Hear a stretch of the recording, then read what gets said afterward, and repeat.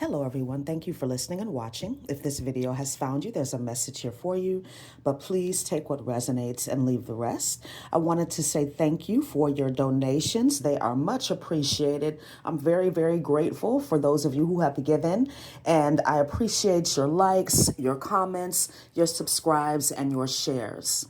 So today I wanted to talk to you about this idea, this preconceived notion that if one is spiritual, that they are not also ruthless. You know, I'm a spiritual person, but I'll still beat your ass. When you have a good heart, when you're kind, when you're spiritual, some people perceive that as weakness, as you being passive, as somebody that they can treat like a doormat.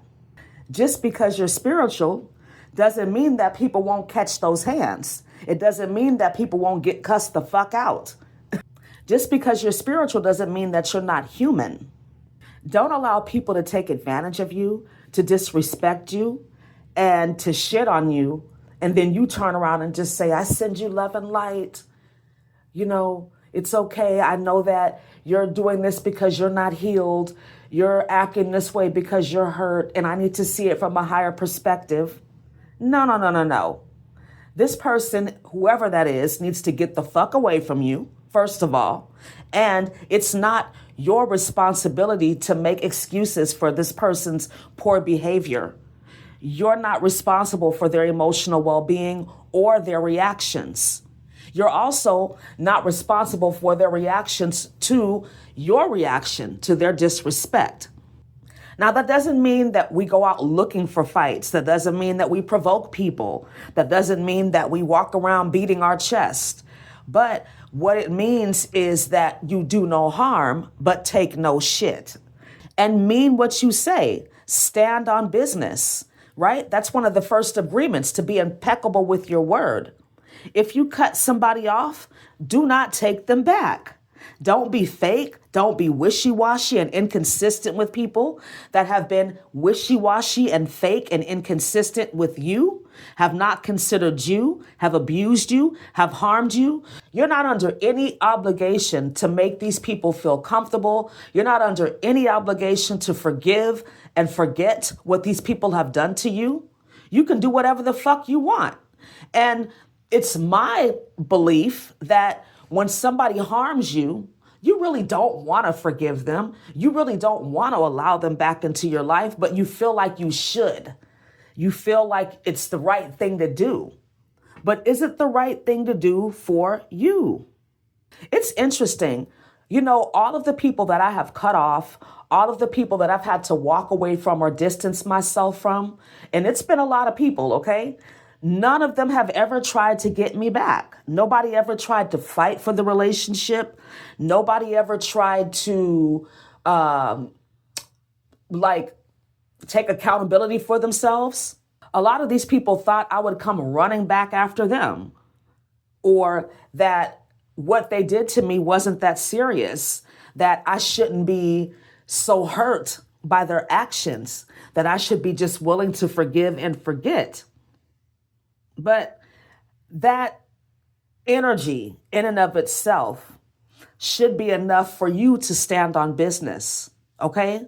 The fact that these people were so readily able to just let you go without even a thought. And now, like I've picked up in some of these other readings, I can feel energetically that these people are trying to come back into your life, into my life. They want to reconcile now that you've healed, now that you're at peace, now that you're abundant and you're stable. Now these motherfuckers want to come back. Like, it's such an insult to me and my intelligence and my personal and spiritual growth.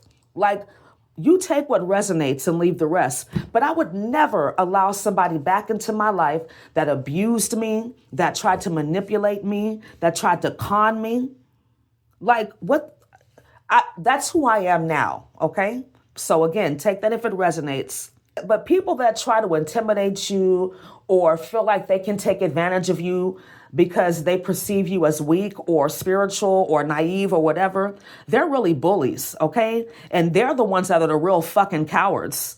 Like, None of these people, again, that I had to cut off or whatever, that I told about themselves, they all knew where I lived. They all knew where I worked. Nobody ever tried to pull up. Nobody ever tried to confront me. And y'all know I'll be on here talking shit. Ain't nobody done nothing. So these people are cowards. But anyways, getting back to the message, like I posted the other day in my community, it's okay to be spiritual and ruthless. God has not given us a spirit of fear, but of power and love and a sound mind.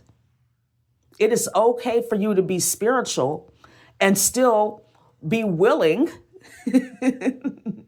to meet people where they're at.